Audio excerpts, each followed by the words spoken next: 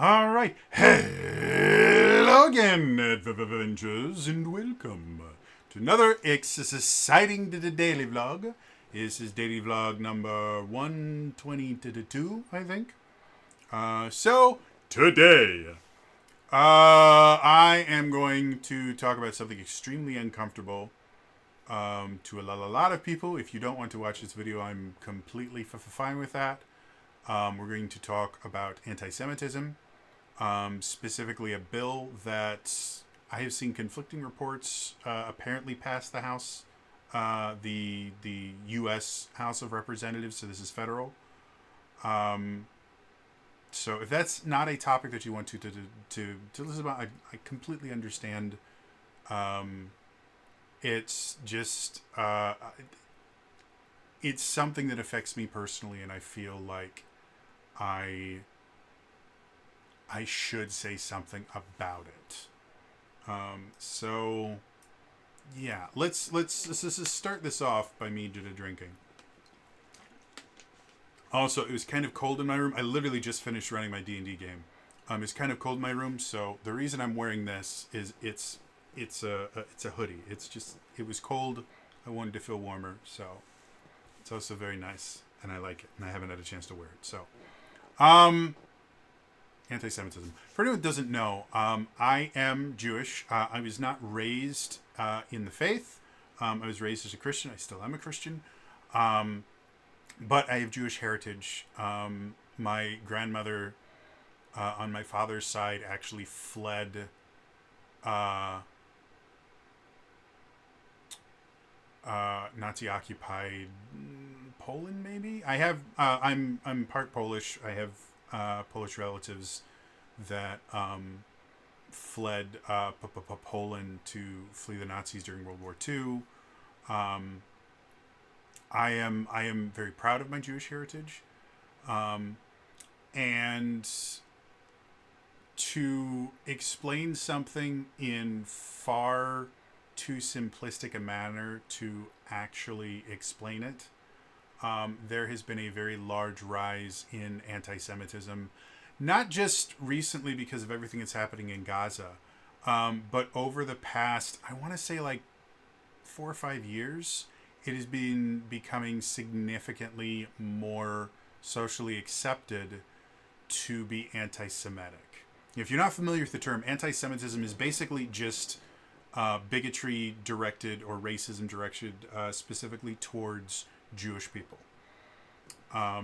It has always been a thing. I think I mentioned before in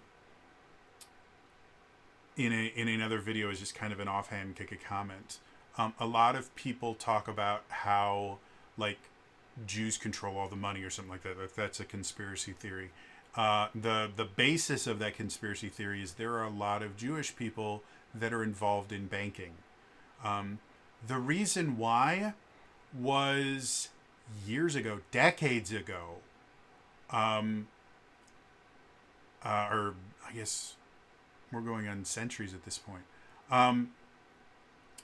The Jewish people in general have never been a very well accepted people.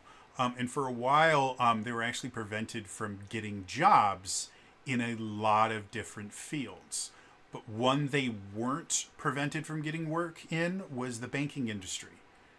They were allowed to work there.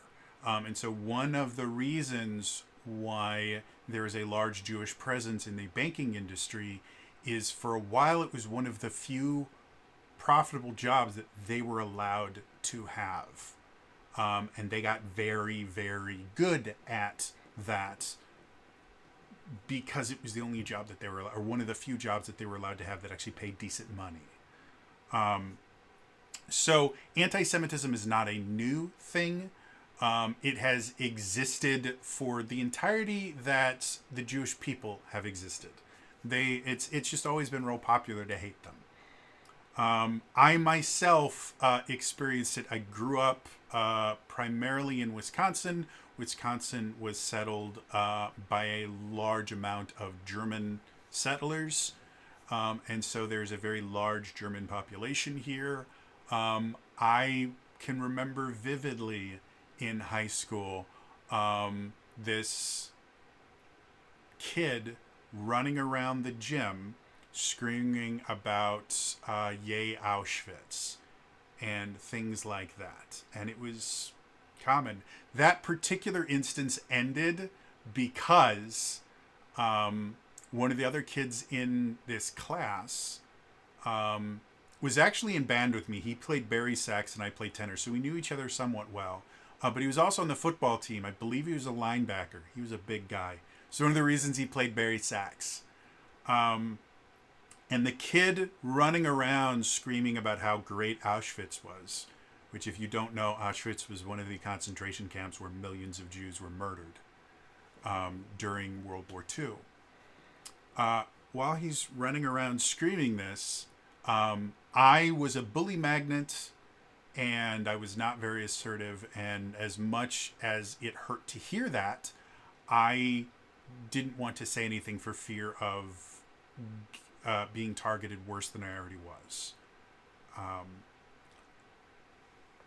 My friend used in a loose term, my bandmate, was not a bully magnet. Again, he was a football player. And the kid running around might have been like 5'6", 5'7". He wasn't a super big guy. He was kind of skinny. My friend was close to 6 foot. Big linebacker-shaped guy. Very refrigerator-shaped person. And so, without changing his demeanor or anything, he stopped what he was doing and just very slowly and calmly walked up to this kid who's running around screaming obscenities and slowly kind of backed him up to a wall, grabbed his shirt and lifted him into the air so that they were at eye contact. And this kid, first of all, the linebacker, bari sax player, was an underclassman. This kid was a senior like me. So an underclassman picking up a senior was not something that happened often. And so he's pinned against the wall. And this particular wall was padded because we were in the gym. So he's pinned against this padded wall, looking this very angry gentleman in the face. And he simply goes, "That's going to stop now, isn't it?" The guy's like, "Yeah, it's not going to happen again, is it?" "No." And he drops him. And the guy runs off. My friend was also Jewish. So I am familiar with anti-Semitism. I've dealt with it in my life. However, until I reached adulthood, I assumed it was just a bunch of stupid punk kids saying shit that they thought was edgy. I didn't realize how pervasive it is and that people actually believe things like Jews control the media, or that they have mind control powers, or that they're part of a secret cabal that's controlling the world or anything like that. Like, I always thought that was just crazy nonsense. Becoming an adult and learning about the world outside of Wisconsin, there are a lot of people that actually believe this shit. It's not okay. It's not cool. And because of what's happening in Gaza, there has been a huge, huge upswing in the amount of people that are calling for the destruction of Israel, that are calling for the elimination of the Jewish people in general. A lot of them don't realize that's what they're saying, but 100% that's happening. But again, this is not exclusive to what's happening in Gaza. I've been seeing this for years, and it's becoming more and more popular. The Women's March, if I remember correctly, I believe the Women's March was actually started, like the original heads who were eventually forced to step down, not only believed a lot of these conspiracy theories about Jews, but actively were using the Women's March to spread that information, to spread Jewish hate. And that's going all the way back to 2020. And again, so anti-Semitism is a real problem. So apparently what has happened in the House of Representatives in the U.S. is, again, I'm reading conflicting reports. I have not looked into this or anything like it. I've seen a few bits of the text of the bill, but apparently Bill HR, what is it? HR 6090, which has a nifty name involving anti-Semitism or something similar to that. But the bill is officially HR 6090, has allegedly passed the House of Representatives with bipartisan support. And effectively, what it attempts to do is basically define what is and isn't anti-Semitism to make it easier to prosecute and sue people for anti-Semitism.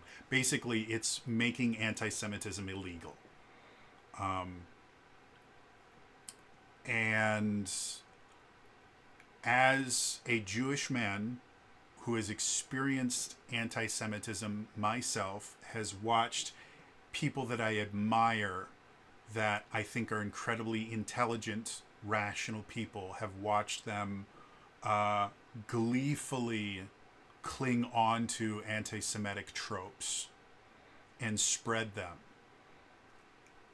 As someone who's experienced all of that, who has feared for my life on a few occasions because I am Jewish, I think HR 6090 is the absolute worst thing that could possibly happen right now. I think it is disgusting. I think it is an attempt by politicians to use the Jewish people as a blunt instrument to increase their power. And the fact of the matter is, you can't law away racism and bigotry. You cannot pass a law that's going to get rid of racism. It doesn't work that way. It never has. It never will. You cannot pass laws to change how people think. And that's what racism is in its core. It is people that have decided to undervalue a particular group of people specifically because of something that is easily noticeable. Generally, it's physical characteristics. And there's no law that you're going to pass that's ever going to stop people from doing that, because the idea of finding a way to blame other people for what is going wrong in your life will never go away. And making it illegal will not change their minds. They may stop speaking out about it as proudly, but it's not going to change their minds. And by passing laws like that, it's going to reinforce their belief that they are in the right. This is an abhorrent, disgusting bill that never should have made it to the floor, much less have been passed. And if it passes the Senate, I believe it, and the president signs it, I believe 100% it will be used specifically to target whomever the people in power don't like. Whether it's Republicans, Democrats, whatever, conservatives, liberals, the entire purpose of this law is going to be to find ways to target people that they don't like. It's disgusting. It's abhorrent. It shouldn't be a thing. I hate everything about it. And again, I have personally experienced it in my life. I think anti-Semitism is a massive, massive problem in this country. But you don't fix it by passing laws. You fix it by educating and interacting with people. I brought up a while back, what's his name? Daryl Davies, I think is his name. He's a jazz musician who's no longer primarily focused on jazz. His claim to fame is, at one point he claimed that he had collected over 100 KKK robes. If you're not familiar with the term, KKK stands for the Ku Klux Klan. They're a white supremacy group. Daryl Davies is a black man who's collected, again, according to an article I read years ago, had collected over 200 Klansman robes. Why is a black man collecting white supremacist robes? Because those are all robes that were given to him by Klansmen that had left the Klan because of having a conversation with Daryl Davies, or Davis, something like that. He very quickly has become a one-man army against white supremacy. And the way that he does it is he doesn't look out, he doesn't find Klansmen and ruin their lives. He doesn't get them canceled. He doesn't show them pictures of all the atrocities that the Klan has done throughout its existence or anything like that. What he does is he sits down and he talks with them like they're actual people. And by sitting down and talking with them, he finds out they have to deal with the fact that this group of people that they villainized, that they have considered subhuman, is sitting with them and is treating them like a human being and is having a conversation with them and is not trying to attack them, is not trying to dehumanize them, just like the Klan has dehumanized blacks. And by the way, the Klan's not particularly fond of Jewish people either. For anyone that doesn't know that, they are not exclusively an anti-black, they're an anti-everything, and Jews have been targeted by them. So this person that they villainize, that they dehumanize, is sitting down, talking with them. He's a relatively educated person as well. And he's not condemning them. He's not telling them that they're horrible, disgusting people, that they deserve to die or anything. He's just having a conversation to show that black people are human too. As condescending a phrase as that is, that has to happen. And it has been unbelievably successful. Again, 200. And for those of you who don't know, despite what the media will tell you, the KKK has almost never been smaller in the entirety of existence. If we look at like turn of the century, turn of the 20th century, or 21st, let me think. Yeah, 20th century, sorry, 1900s. Turn of the 20th century, KKK was massive. They held political office in quite a few places, and people were proud of their connection with it.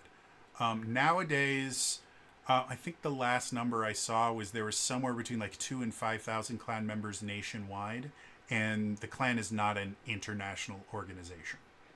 This is an American thing. So in a population of 330 plus million people, there's a couple thousand Klansmen, and they're getting smaller and smaller every day because it's not a popular group to belong to.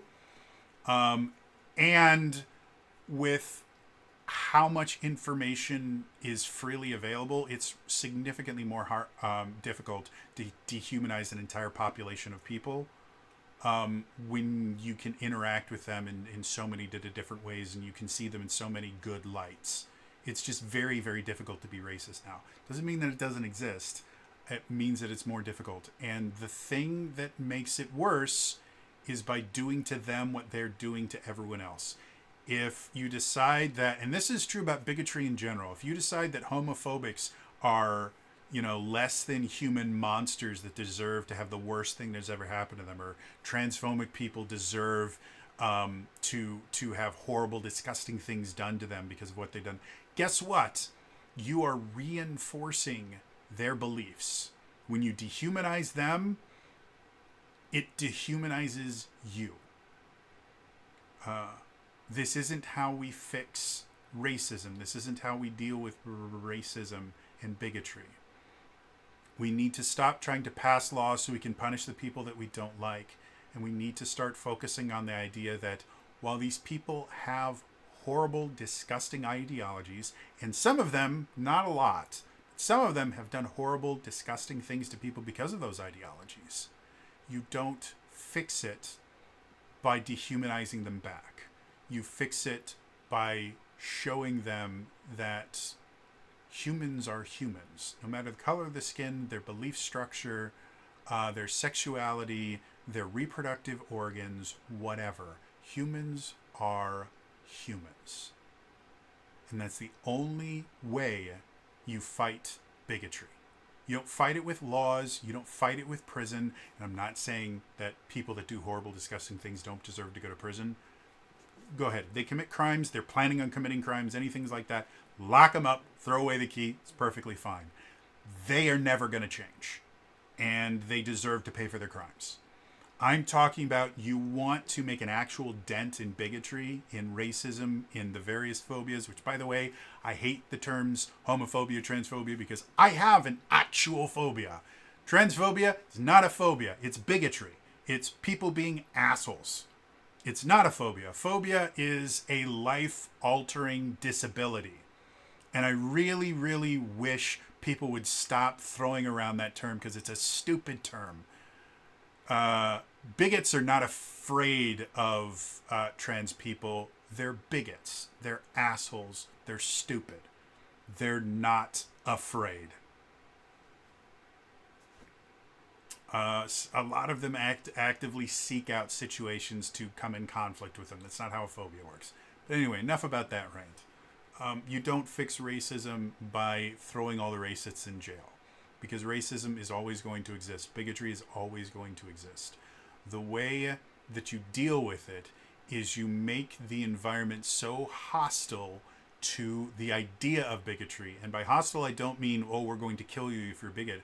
I mean, bigotry is such an illogical frame of thought.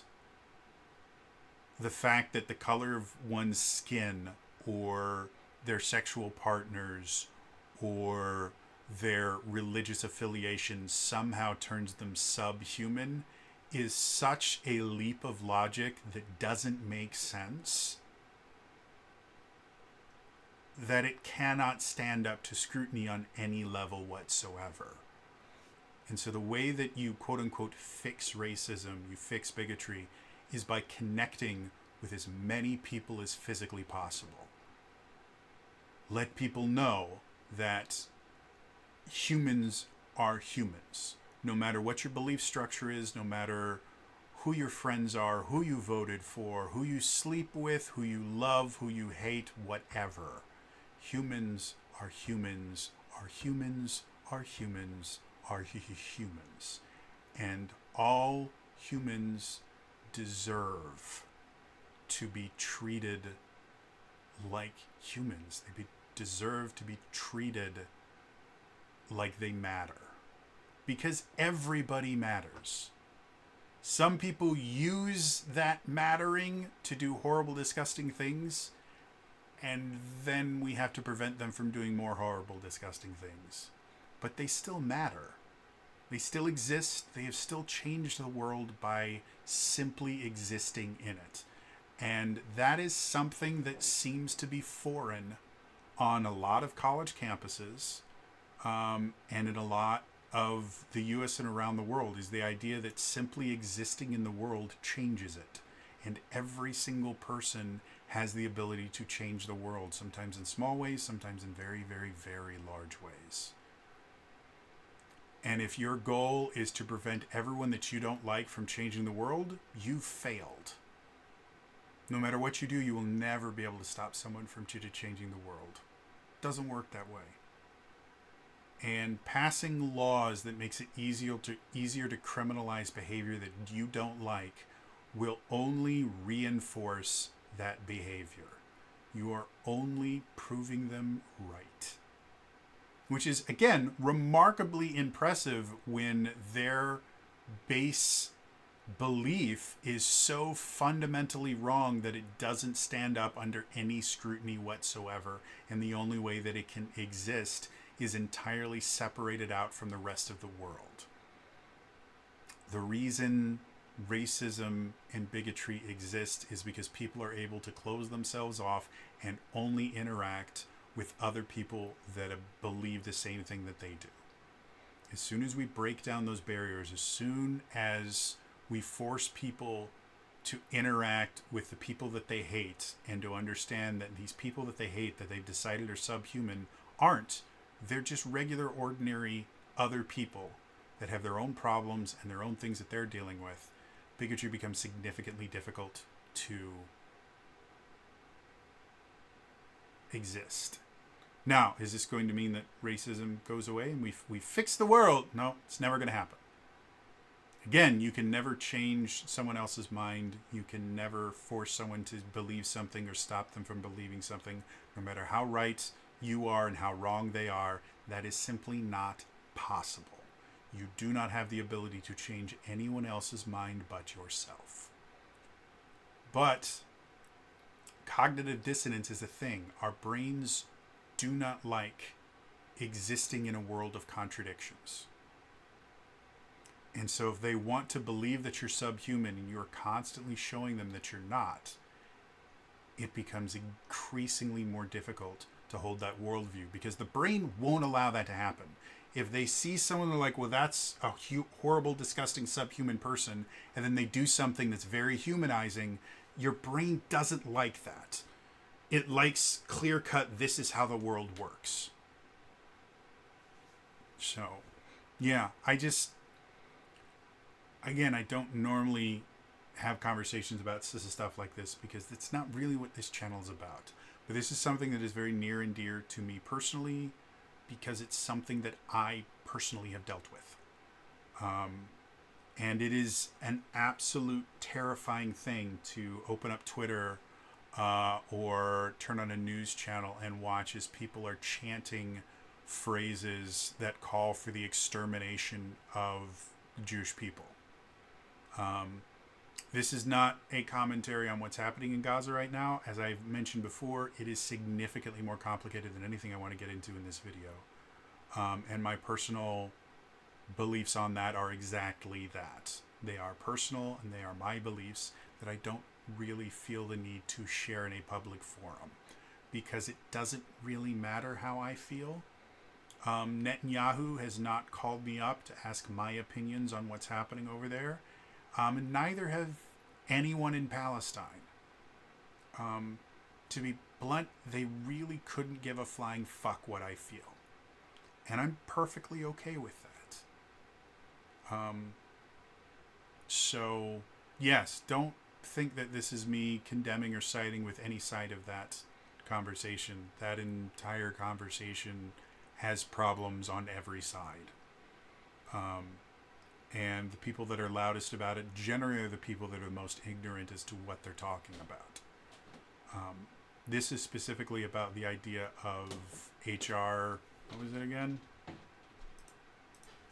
HR 6090, and the idea that somehow passing laws to make it easier to prosecute people for hate speech and things like that, hate speech laws in general, will never work. The only thing they will ever do is make things worse. 100% of the time, that is the only thing that they are going to do, and it needs to stop. And the only way that it does stop is we need to stop voting into office these morons that will use the suffering of an entire group of people as a way to give themselves more power. Voting matters. Go out and vote. Research the candidates. Don't specifically vote because they're either blue or red. Research your candidates. Figure out who are actually worth voting for. Vote in your local elections. They matter a hell of a lot more than you think they do. And a lot of big things that have happened recently have been decided on the local level long before the federal government gets involved. So go out, vote, educate yourself, and humanize yourself and other people. I don't care if they voted for the wrong person. They are still a human being. I don't care if you think that they hate you. I don't care if you're absolutely certain that they want you to die in the most horrible way because they think you are subhuman. Prove them wrong. Prove that you are human. Treat them like a human. A wrong human, but a human nonetheless. That's all for me today. See you guys tomorrow. All right? Bye-bye.